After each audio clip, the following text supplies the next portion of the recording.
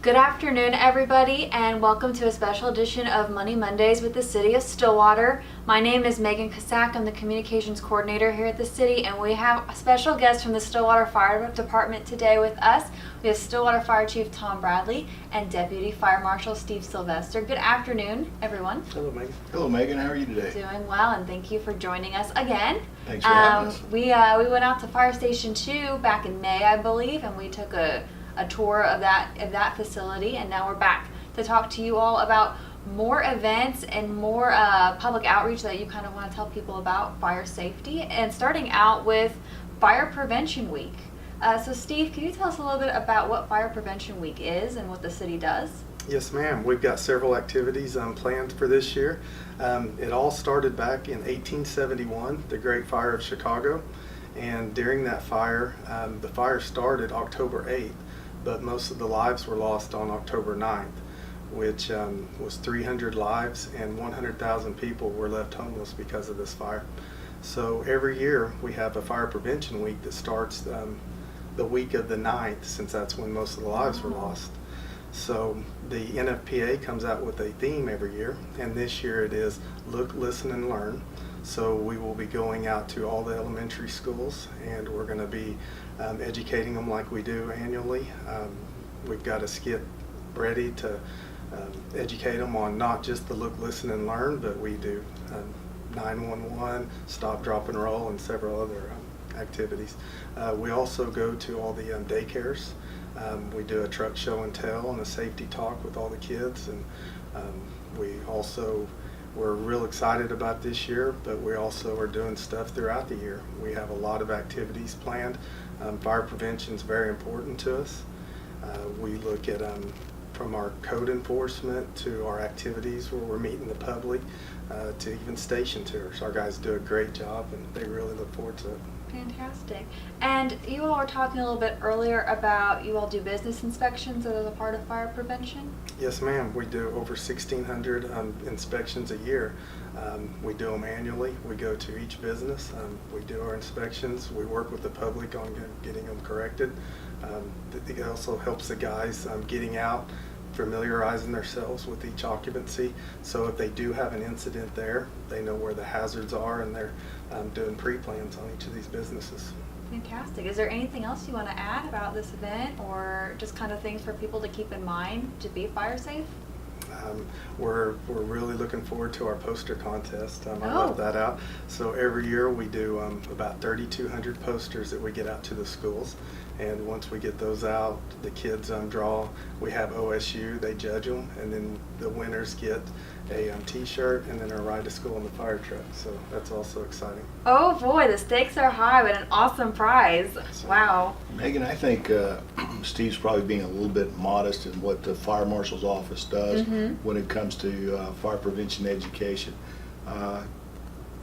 We have some records that go back to 1958 where we were doing in-school fire prevention programs for the Stillwater Public Schools. And we also have to reach out and say thanks to the Stillwater Public Schools for allowing us to be a part of their processes and allowing us in to do some fire prevention with the students there. But it couldn't be done just with the Fire Marshal's office alone. There's two people that work that are dedicated to the Fire Marshal's office.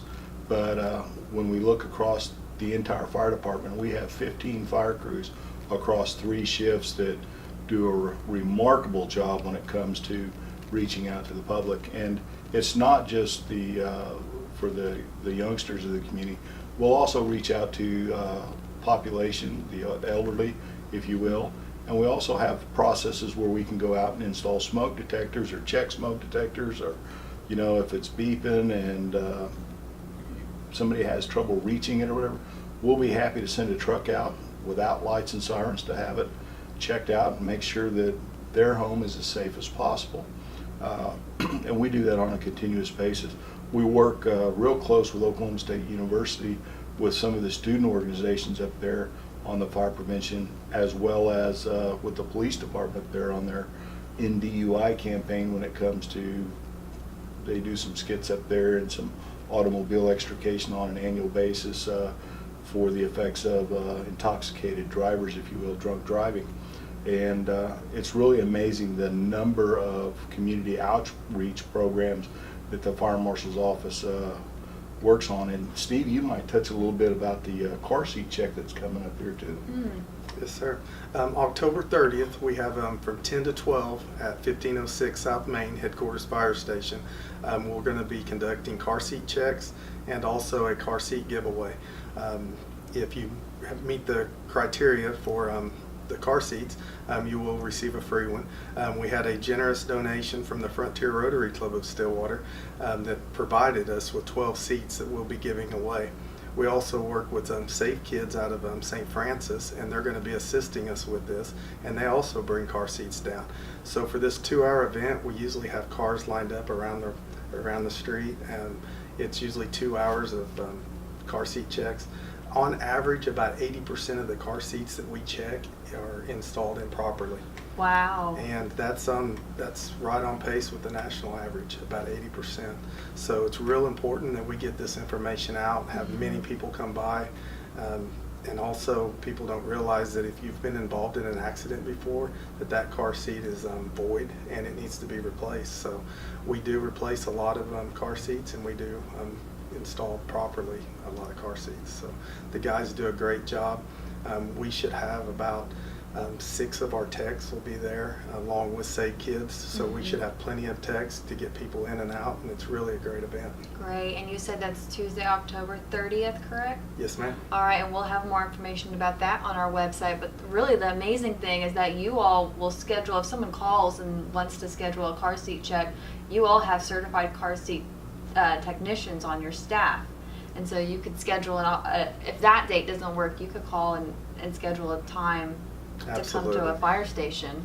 Yeah, we have 2 car seat techs on each shift, so if you call and just find out where they're at and then you come by, we would be more than happy to look at your seats. Absolutely. So we have contact information for the fire department at the City of Stillwater's website. So if you search Stillwater Fire Department, you can find the number to their, if they need to call about a car seat, or if they need to call, like you mentioned, if they need someone's help to check a fire, one of their smoke detectors or whatnot. Is there a specific number? Just call administration, or? The easiest way is to call fire administration, and or you can call the City of Stillwater's switchboard and at 372-0025 and just ask for the fire department, and they'll connect you with the fire administration, and then we'll be able to direct your call to the correct person.